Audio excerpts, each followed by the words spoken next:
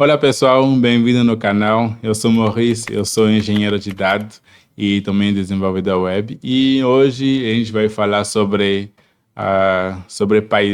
Python e especificamente o Pydantic. O Pydantic, para quem não sabe, é uma biblioteca que a gente usa, né, para modelar dados e principalmente para validar dados, né? Dados de retorno de uma função ou, por exemplo, converter alguns dados alguns dados que a gente recebe, por exemplo, de um JSON, por exemplo, em um formato específico que possa ser validado. Então, eu preparei um exemplo aqui, rápido, para a gente poder, né, fazer um exemplo de como é que se usa o Python e por que ela é tão boa. É fato que quando a gente vai tratar de classes, por exemplo, o Python tem o data class que é usado, né, para fazer essa modelagem de dados, especificando os tipos e o formato que deve ter os dados dentro de uma classe. Mas vamos tentar fazer, né, usar o Python aqui para ver como é que ela é boa, porque ela dá para fazer várias coisas e de diversas formas dentro, principalmente essa questão de validar os dados.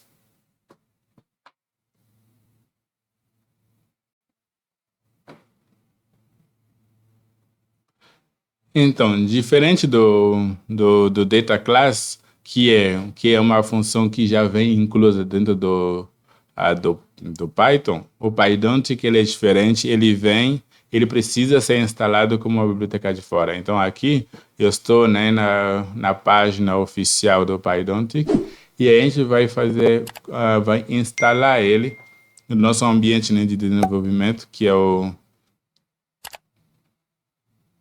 a gente vai instalar ele, né, no nosso ambiente de desenvolvimento, no nosso ambiente virtual e vamos usar ele. Então eu vou lá, só copiar aqui o pipe install Pydantic e eu vou lá no meu ambiente de desenvolvimento e junto vamos instalar o Pydantic. Então eu estou aqui, eu vou colar no terminal.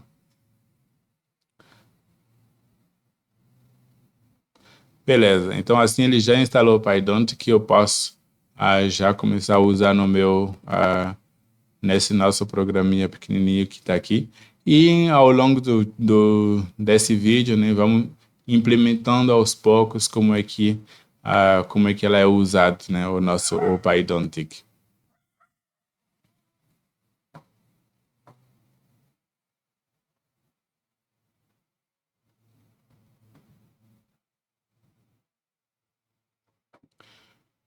Primeiro, nesse exemplo, eu estou fazendo o que nesse exemplo? Nesse exemplo, eu estou pegando, eu tenho um JSON aqui, um arquivo de JSON aqui, que vem com alguns livros. E a gente pode observar aqui, por exemplo, que os dados aqui, a gente tem um livro que contém um título, um subtítulo, um autor, um publicador, como é uma editora, né?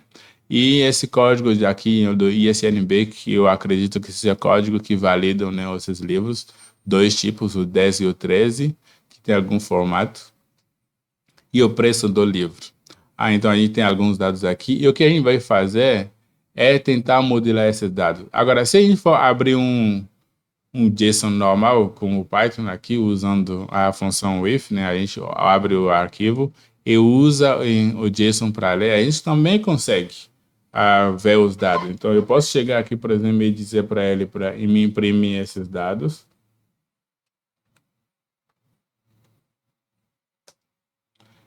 Para imprimir esses dados que ele vai imprimir. Então, se eu rodar aqui, eu consigo ver todos os dados impressos, né? Que ele mandou a lista dos dados que ele leu lá dentro do JSON. Da mesma forma como é uma lista, eu posso também imprimir o primeiro item por exemplo, dessa lista que ele retornou e eu consigo ter ele. Da mesma forma, eu posso também, se observar aqui dentro, né, é um dicionário, então eu consigo, por exemplo, pegar especificamente o título desse primeiro item. Obviamente, sendo um dicionário, ele vai me retornar o título, né, desse primeiro item. Perfeito. Agora, o que a gente pode fazer? A gente sabe que são livros e que tem um formato um formato determinado. O que a gente pode fazer neste caso como vou dizer, é especificar, né, definir, usar o Pydantic para definir qual o formato desses dados. Ou seja, a gente vai definir uma classe, né, que vai representar o livro e os campos que tem dentro desse livro. Então, vamos lá, vamos criar uma classe aqui que a gente vai chamar de class book.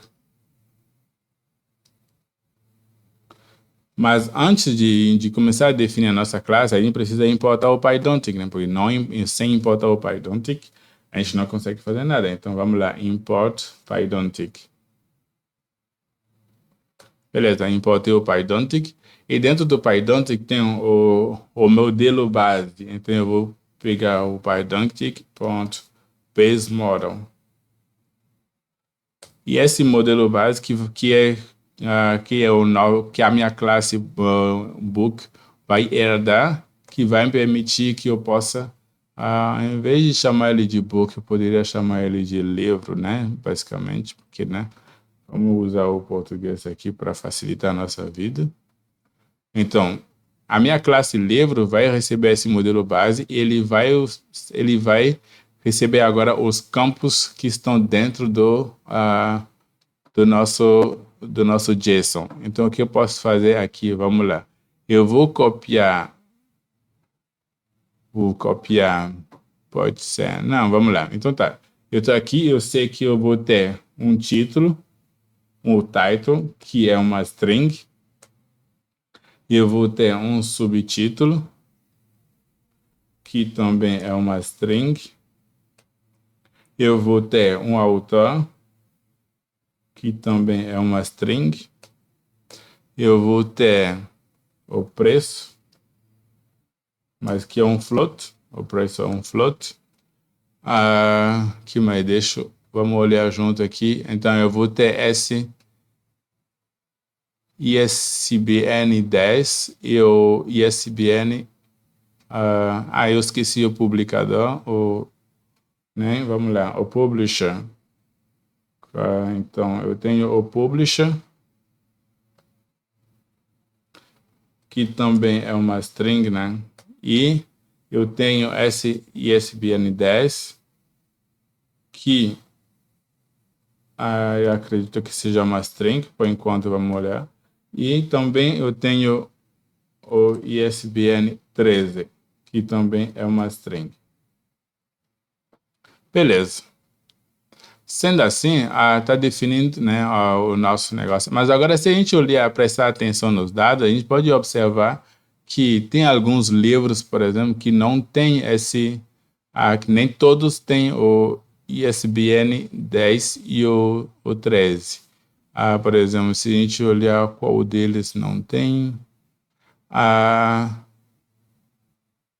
pesquisando, a gente deu para perceber que, dependendo do livro, nem necessariamente ela não é obrigatório ter esses dois, né? Seja, então, o 10 não precisa necessariamente existir, nem o 13, nem o 13. E nem todos os livros também têm subtítulo.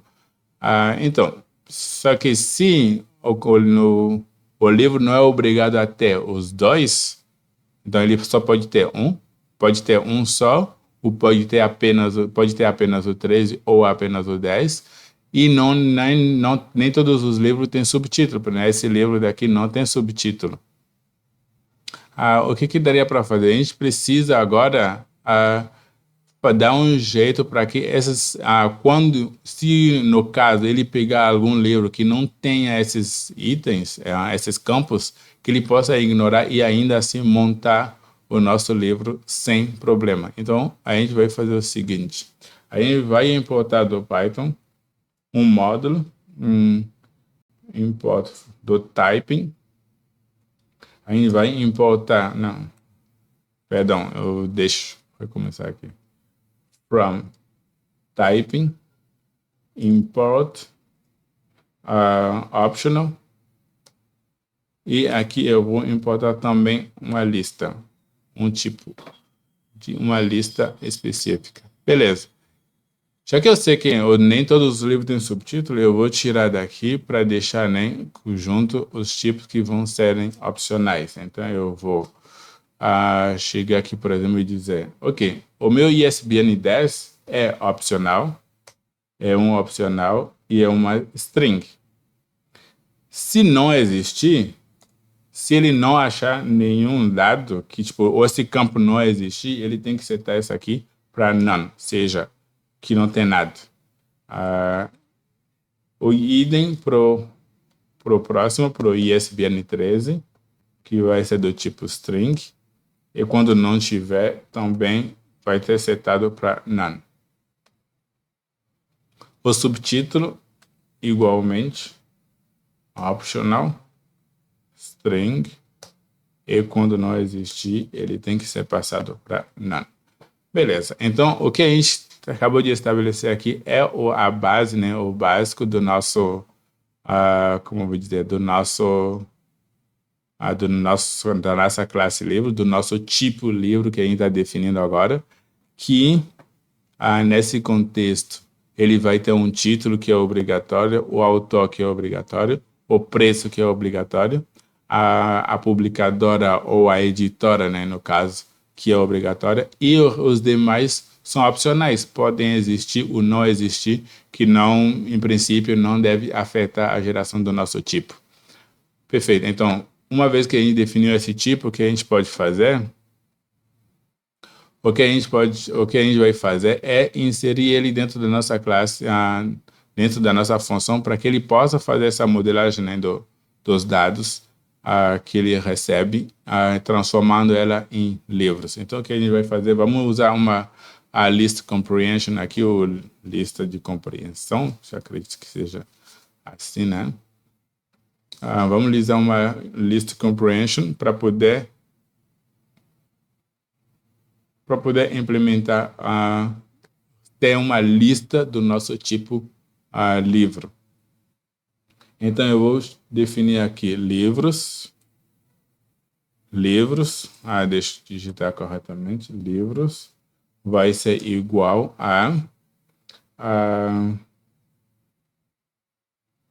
livros vai ser igual a tipo livro.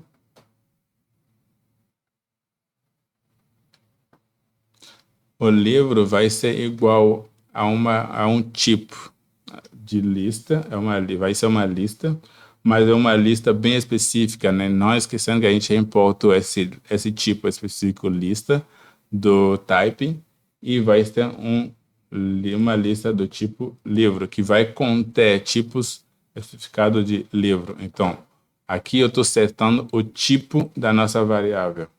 Então, livros vai ser do tipo lista de livros, e vai ser igual a... Então, vai ser livros, livro, para ser inicializado, que vai receber item for item in data. O que ele está fazendo aqui é basicamente, a gente acabou de definir a nossa lista de livros, ele especificou o tipo que vai ser essa nossa variável, né, livro, e usando uma list comprehension, ele acabou de fazer, né, tipo, de criar essa lista. Então, cada item que ele vai encontrar dentro do data, ele vai pegar e vai descompactar esse dicionário, porque, né, ele vem em formato de dicionário, vai descompactar esse dicionário dentro do nosso livro, e esse livro, como ele foi definido aqui em cima, vai preencher os itens aqui, os campos que estão dentro dele, para formar o nosso tipo livro. Para verificar se efetivamente deu certo, então o que a gente pode fazer é pegar os livros, vamos pegar o primeiro item dele, e a partir desse momento, como não é mais um dicionário, é um tipo, o primeiro é do tipo livro, então a gente pode dar um ponto e escolher. E observa que ele já me apareceu aqui vários campos que estão dentro do meu tipo livro. Então, se eu quero apenas o título, é só digitar o T, que ele vem como um tipo mesmo, ele me oferece a opção até de especificar o tipo que eu estou procurando. Então, no primeiro item dessa lista, eu vou ter o livro, um livro X e eu vou imprimir o título dela. Então, beleza. Imprimindo, a gente observa que efetivamente ele mostra aqui para a gente, né, que a gente tem um tipo, ou ele retorna o título do livro que foi especificado. Se eu mudar novamente para qualquer um deles, ele deve imprimir para mim o título. Isso. Então, aqui ele imprimiu o título do livro. Perfeito. Para ir um pouco mais adiante, o que a gente pode fazer agora é tentar validar alguns códigos, né? Algumas partes dentro do nosso... o que a gente pode fazer é tentar validar alguns campos dentro do nosso tipo livro. Seja, a gente poderia chegar aqui, por exemplo, e querer validar esse ISBN 10. Pesquisando, né, na internet, eu vi que se diz que o ISBN 10 é divisível, são dados que podem ser divididos, são dígitos, né, que podem ser divididos por 11.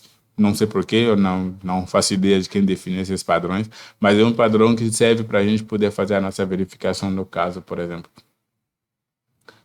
Então, aqui nesse caso, vamos tentar implementar isso. E para fazer essa implementação é relativamente simples. Então, o Pydantic disponibiliza para a gente alguns decoradores que a gente pode usar para fazer a nossa definição, para fazer essa validação. Então, a gente vai ter @pydantic .field validator, e a gente vai especificar o campo que a gente precisa validar, que é o ISBN 10. Então, a gente vai validar esse ISBN 10. Então, vou deixar e como é um método de classe, então eu vou chamar aqui o decorador class method, que é necessário. Se olhar na documentação lá do Pydantic, ele é requerido para que seja, para que se defina como class method. Então, eu vou definir aqui a minha função validar ISBN 10. E esse como é um método de classe, ele vai receber o CLS e o valor a ser validado. Perfeito. Beleza. Então, eu vou deixar um docstring aqui, uma documentação básica para ele, para lembrar o que ele vai fazer de forma específica. Então, ele vai validar o código ISBN 10. Ponto. Beleza.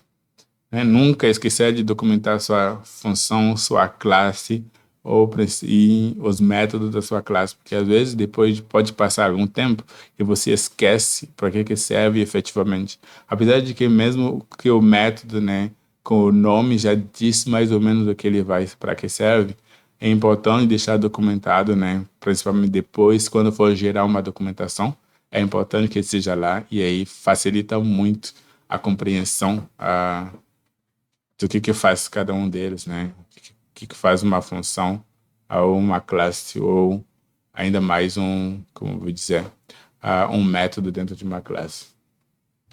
Beleza. Então, a gente sabe também que o conjunto de dígitos que deve conter um ISBN 10, ele tem que ter um tamanho em torno de 10 números, ou 10 dígitos. Então, eu vou criar aqui um char que vai ser uma listinha, né, que vai pegar cada item, né, que tem dentro do nosso valor desse código para ser validado. Então, vou pegar se C for C in value if C in. Aí a gente sabe que tem que ter o 0, 1, 2, 3, 4, 5, 6, 7, 8, 9. E de vez em quando, né, tem alguns que tem um X ou um X dentro desse código para significar que ele representa 10. Então, pode ser um X grande, um X maiúsculo, ou um X minúsculo, mas ele representa o número 10. Então, sabendo disso, eu preciso incluir eles para poder fazer para ter, né? Porque às vezes, por que a gente está fazendo isso de fato? Às vezes, o código pode vir com espaços no meio. Com espaços no meio. Então, eu tenho 1, 2, aí tem um espaço, e o restante dos números, um espaço entre os dígitos. E para que a gente não possa pegar esses dígitos todos, né, para gerar algum erro no fim, a gente precisa pegar efetivamente os valores, né, os dígitos efetivos acumulados. Então, por isso que essa pequena list comprehension está aí. Beleza, agora tenho que validar efetivamente que sim, eles têm esse tamanho. Então, if len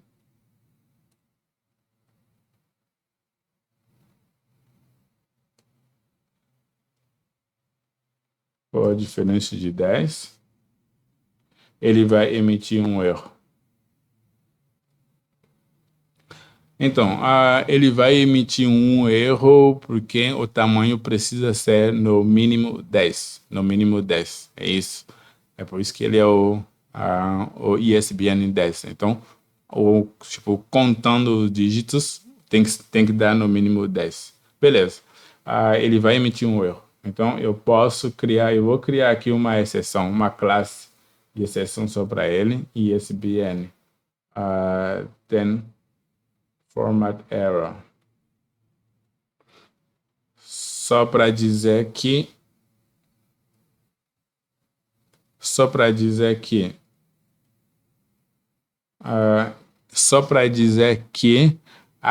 o erro que ele está emitindo é do formato do código, ou seja, o código não veio com o número, os dígitos requeridos. Então, deveria ser 10, ou ele veio com menos ou veio com mais. Então, vou botar aqui o código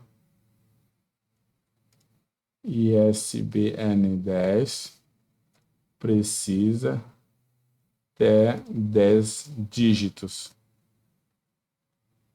Beleza, então essa classe está aqui, eu vou agora criar essa classe de erro um pouco mais acima para que a gente possa trabalhar. Então, class vai herdar da exceção.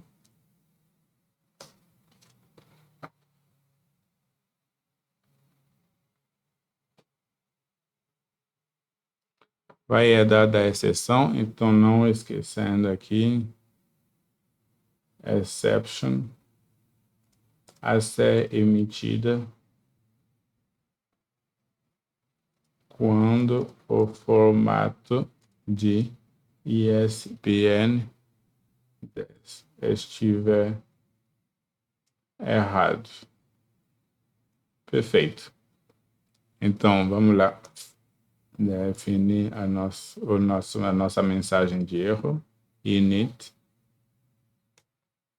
Beleza. Aqui eu preciso que ele receba o valor que ele vai checar. Então, o value e message.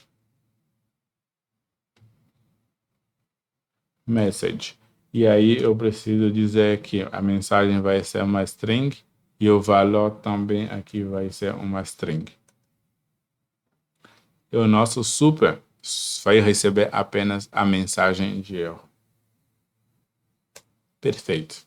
Então a exceção vai pegar essa mensagem que ela vai imprimir na tela para a gente quando der algum tipo de erro.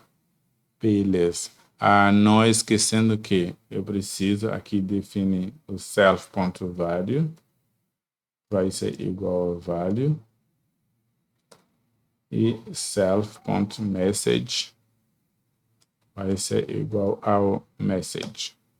Beleza, perfeito. Mensagem, a exceção definida, mensagem de erro definido. Beleza, essa aqui tá feito. Para validar os caráteres, né? Então a gente acabou de definir, a gente pegou os caráteres que chegam do valor, a gente vai verificar se efetivamente está contando 10 dígitos e se ele conta efetivamente 10 dígitos, Aí a gente vai prosseguir. Então, se ele vier com os 10 dígitos, tudo certinho, a gente precisa agora fazer uma validação no sentido de fazer a soma e verificar que ela é divisível efetivamente por 11. Então, aí vai criar aqui uma função interna. Uma função interna para converter cada dígito para um inteiro. Então, ele vai receber um char, que vai ser uma string, e vai retornar um int. A partir daqui, então, if char, se a gente observar que tem que o número, né, o código é só um x, então ele retorna para a gente, ele retorna 10. Se o dígito que vier for um x, um maiúsculo ou minúsculo, então ele retorna 10 para a gente. Perfeito. Se não for o caso, ele retorna o inteiro convertendo o nosso valor char. Então ele vai pegar o char, que ele vai converter no inteiro e vai retornar para a gente. Então essa função serve basicamente para isso. É uma função interna, é uma função dentro de uma função que faz esse trabalho. E no Python é permitido, dá para fazer sim. No fim, a gente vai fazer a soma. Então, a soma esperada vai ser igual a soma de 10 menos i multiplicado por char do int, que vai receber um x, para for i x in enumerate chars. Beleza. Então, uma vez que a gente fez esse somatório, a gente vai fazer agora, se o nosso somatório, a soma esperada, dividido por 11, é diferente de 0, então ele vai emitir um outro erro. Se não, ele retorna para a gente o valor, ou seja, o número, o valor, ou seja, o código que ele recebeu para ser validado. Então o código está correto. Se o valor não estiver, como eu vou dizer, se estiver errado, então ele precisa aqui emitir um erro. Então eu só vou copiar essa mensagem de erro aqui e eu vou editar. Então ele vai emitir uma mensagem de erro dizendo que o código, a soma dos dígitos do código não deve, né, ser dividido. Então, vamos lá. Vamos escrever a soma dos dígitos do código ISBN 10 deve ser divisível por 11.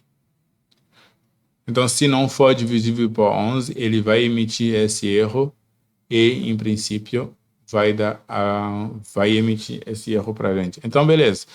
O que eu vou fazer agora é rodar o nosso código para ver se ele consegue validar todos sem problemas. Então, deixa eu limpar o meu terminal e rodar o código. Perfeito. Então, se ele imprimiu o título para mim, é porque não emitiu nenhum erro, não aconteceu nada, ele fez o processamento certo, ele validou todos os dados. O que a gente pode fazer agora é entrar nos nossos dados aqui, né, e mudar algum deles. Eu vou mudar esse primeiro aqui, eu vou mudar ele, eu vou botar, sei lá, um 9. Vamos ver se 9 serve. e eu vou voltar aqui e rodar o meu código para ver se ele emitiu um erro. Perfeito. Então, o que ele emitiu de erro? Ele fala, a soma dos dígitos deve ser dividido por 11. Ou seja, não conseguiu fazer a validação porque o dígito, né? Quando ele fez a soma, não foi possível dividir a soma por 11. Então, é assim que você pega um dado, modela e consegue fazer validações antes mesmo de poder usar ela em alguma outra parte do seu corpo usando o Pydantic. Então, isso é só um dos aspectos. Mas aqui vamos prosseguir novamente, né? Vamos ver se a gente consegue fazer outro tipo de validação aqui. Primeiro vamos corrigir o nosso dado aqui, né? Para ele voltar ao que ele era antes. Era 0? Acredito que sim. Beleza. O que podemos fazer de validação? Eu vou executar de novo para ver se está tudo certo. Perfeito. Então está tudo certo, tá rodando, tá efetivamente ok. O que a gente pode fazer novamente de validação aqui? A gente pode fazer o seguinte. Pesquisando também, eu vi que os dados dos livros não necessariamente tem os dois, né? Eu acho que acredito que eu já tinha falado no início do vídeo. Então, ele pode ter SNB10 ou pode ter o SNB13. O que não pode é não ter nenhum. Então, ele precisa ter, no mínimo, um dos dois. O que a gente pode fazer é fazer uma validação para que a gente possa verificar, antes mesmo de converter os dados, especificar que pelo menos um dos dois existem dentro do modelo, né, dentro do JSON recebido, antes de ele fazer o processamento de converter ele no tipo livro. E como a gente faz isso? Isso é uma validação. Aqui, por exemplo, a gente fez uma validação a nível de campo, então a gente está validando um campo específico. O outro caso o que a gente vai fazer agora é uma validação a nível de modelo. Então, nesse modelo de livro, nesse tipo de dado, a gente vai fazer uma validação a nível de modelo. Ou seja, vamos aqui agora definir uma outra função para fazer essa validação, da mesma forma que a gente fez nessa aqui de baixo. Então, vou chamar o meu Pydantic ponto. E agora eu vou chamar Model Validator. Model Validator. E esse meu Model Validator, ele precisa fazer o seguinte. Ele precisa definir que modo ele vai usar. E tem como modo, pode ser antes ou depois. Depois de converter ou antes de converter. No meu caso, eu quero que ele pegue os dados brutos e ele verifique que esses dois campos existem antes mesmo de fazer a conversão no tipo livro que eu estou definindo. Então, eu vou botar aqui before. Então, antes mesmo de converter, ele vai fazer essa checagem de dizer se o ISBN 10 está dentro dos campos ou não. Se não estivesse pelo menos um dos dois não estiver dentro dos dados brutos, ele já não vai fazer a conversão e vai emitir um erro. Então, vamos lá, @classMethod. E eu vou definir aqui, def verificar ISBN 10 ou ISBN 13. Seja, quando ele for fazer essa verificação de um ou outro, pelo menos um tem que retornar true. Porque se os dois devolverem false, então está errado, ele não vai fazer a conversão. Então ele vai receber a classe e uma lista de valores. Docstring, sempre, para saber o que vai fazer essa classe. Ele verifica a existência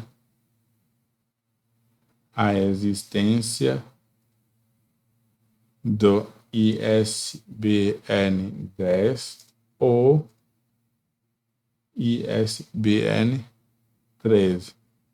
Pelo menos um deles.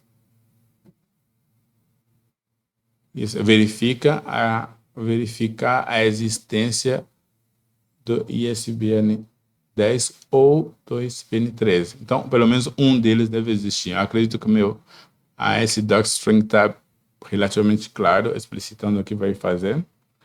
Então, aí vai fazer o quê? Então, se ISBN 10, o campo, not in values, and ISBN 13, not in values,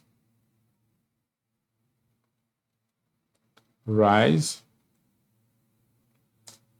ISBN missing error. Tá, beleza. Se não for o caso, ele retorna. Se não, return values. Perfeito. Então, o que ele vai fazer aqui? O que ele vai fazer aqui é ele vai receber dados brutos. Então, ele vai chegar, por exemplo, ele vai receber esse dicionário inteiro, né? Ele vai receber todos esses dados brutos e ele vai ele vai verificar se o campo ISBN 10 e o campo ISBN 13 estão dentro do ISBN 13 estão dentro do nosso dado bruto antes mesmo de fazer a conversão. Se ele verificar que os campos não estão dentro, ele vai emitir um erro. E agora eu vou, né, definir exatamente como eu fiz aqui em cima, em relação ao erro de formatagem, de formatação ou de formato.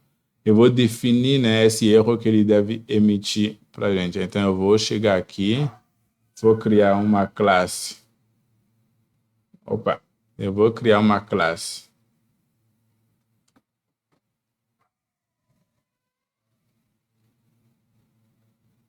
Eu vou criar essa classe que vai receber a exceção. E a partir daqui, primeiro, não esquecendo da documentação,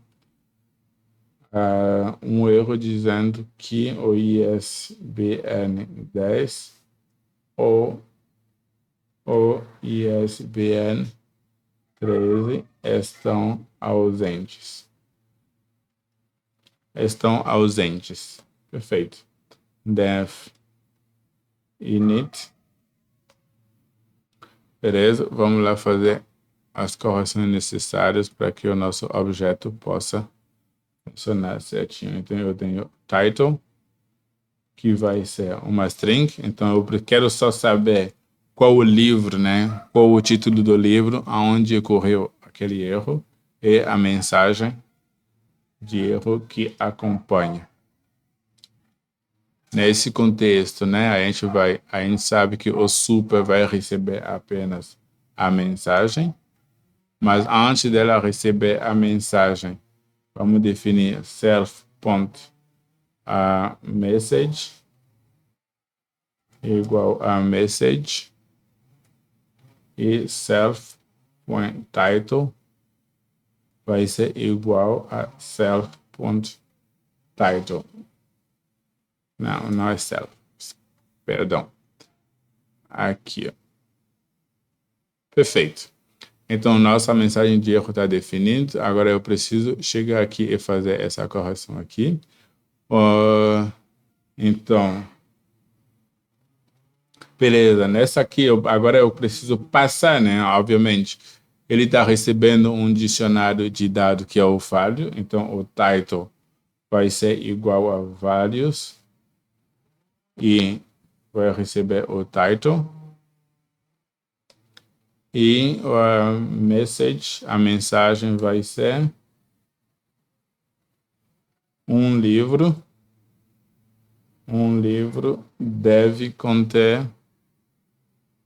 deve ter pelo menos deve ter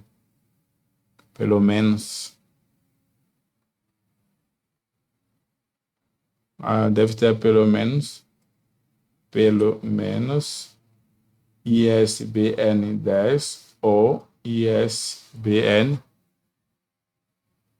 13. Perfeito. Aqui precisamos de uma vírgula e fechou. Então, em princípio, ele vai tentar fazer essa validação para a gente, né? Ele vai tentar fazer essa validação para a gente. Perfeito, então vou rodar o código aqui para a gente ver se ele vai rodar, se não vai emitir nenhum erro. Então, ele fez a validação sem problema nenhum, então ele foi lá, rodou e retornou o título, como a gente estava pedindo aqui. Então, ele fez a validação, tudo correto, perfeito. Agora, o que a gente vai fazer é, vamos lá, vamos pegar qualquer um deles aqui, vamos tirar esses dois, seja um livro que não tenha nenhum, e vamos ver se ele vai emitir o erro. Perfeito, então ele emitiu um erro, um livro deve ter pelo menos o ISBN 10 ou o ISBN 13. Perfeito, então a validação está sendo feita, está correta, e é isso.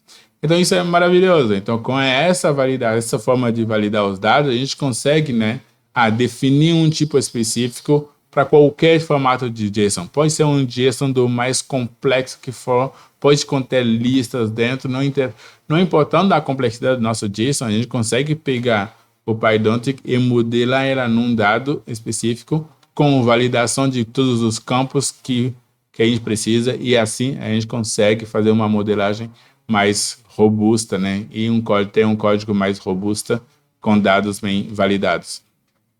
Ok, a gente pode... uma outra funcionalidade que é bem interessante aqui dentro do Pydantic, eu posso, por exemplo, impedir qualquer modificação dos dados. Ou seja, por exemplo, eu posso chegar aqui, nesse momento, eu posso chegar aqui, por exemplo, e alterar, né? E alterar o título de um livro. Então, se eu chegar aqui e que eu quiser alterar o título desse livro, eu posso chegar aqui e fazer a alteração, digitar qualquer coisa aqui e pedir para ele me imprimir, ele vai me imprimir com esse novo título. Então, se eu chegar aqui e fizer isso, eu vou primeiro limpar meu terminal, né? Então, beleza. O que eu posso fazer é talvez imprimir antes e depois. Então, eu posso chegar aqui e pedir para ele imprimir antes, para a gente poder observar, né, que realmente ele fez a alteração ou não. Esqueci de retornar, devolver os dados aqui. Perfeito. Então, não haverá mais. Ele vai poder validar os dados certamente, corretamente. Beleza, vamos lá, rodar. Perfeito, então tá, o que eu fiz, eu fui lá, ele imprimiu, ele fez o processamento, validou os dados, eu pedi para ele retornar o título desse segundo livro, ele retornou.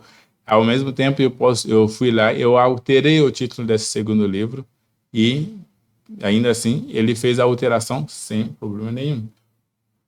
Uma forma que aqui, que uma das coisas que o Pydantic permite é que a gente possa, né, impedir essas alterações. Então, eu posso, por exemplo, criar uma classe de configuração aqui dentro, né, da minha classe, né, de validação. Então, eu vou criar uma classe config, que está dentro da documentação do Pydantic, que eu recomendo ler quando forem trabalhar com ela. Ela é relativamente bem simples e bem documentada, então configurar classe de configuração.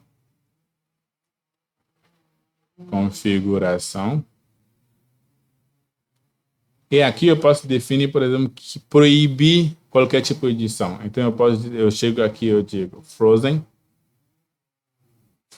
igual a true. Uma vez que eu fiz isso, ele não vai permitir mais que eu possa fazer a minha alteração. Então, ele vai validar.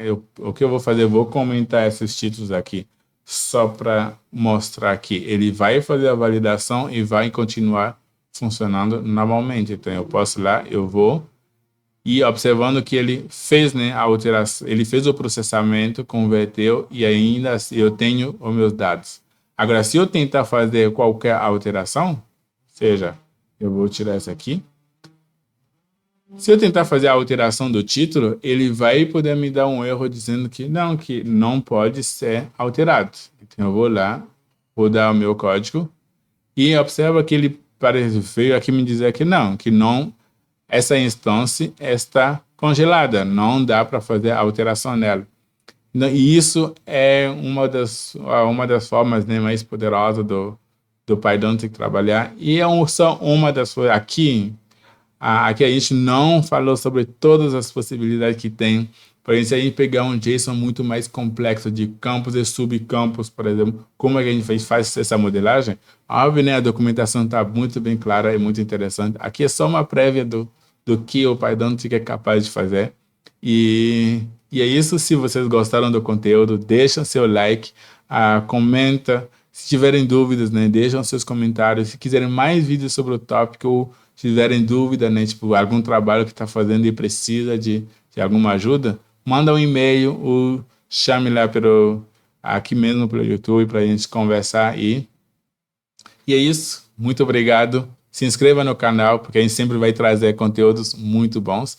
Eu vou deixar o código, né, desse exemplo aqui na descrição e com outras dicas, né, outros livros, se vocês tiverem vontade, né, puder aprender mais e ler, ser um melhor desenvolvedor de software. É importante. Leiam bastante. E muito obrigado e até a próxima.